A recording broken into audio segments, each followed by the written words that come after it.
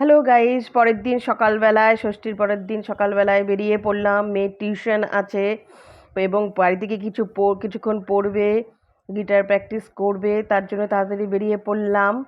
মেয়ে ঘুম থেকে টেনে উঠিয়ে নিয়ে এসেছি বলে একটু মুডটা খারাপ।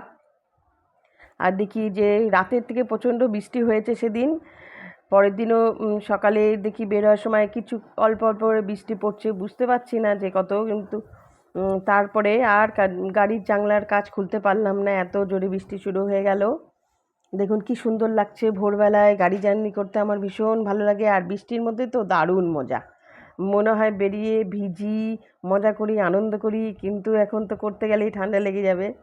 তাই মেয়েকে বললাম, বাবা গান চালা, গাড়িতে গান চালিয়ে দিলাম, গান শুনতে শুনতে ভিডিও করতে করতে চলে এলাম। রাস্তা ভীষণ ফাঁকা, এই দেখুন কি সুন্দর লাগছে সকালবেলাটা।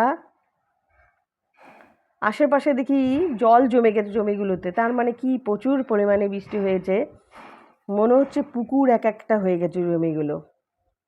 অর্ধেক রাস্তা প্রায় বেরিয়ে চলে এলাম, আর অর্ধেকটা রাস্তা আছে।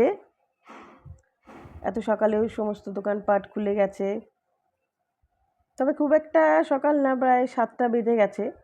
আমরা পৌনে 7টার দিকে হয়তো বেরোয়েছি।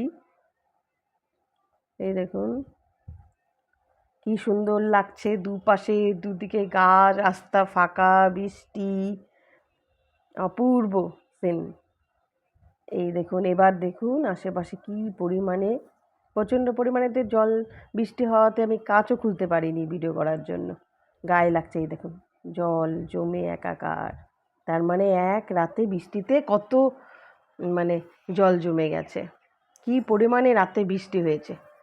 এবার বাড়ির কাছাকাছি চলে এলাম, প্রায় আর একটু পরেই চলে আসব। এই যে ঢুকে গেলাম বাড়িতে, এই যে চলে এলাম বাড়ির কাছে। এবার উপরতলায় বেলকনিটায় কি অবস্থা কি জানি, এখানে কেমন বৃষ্টি হয়েছে। ব্যাস চলে এলাম, এবার নেমে পড়লাম।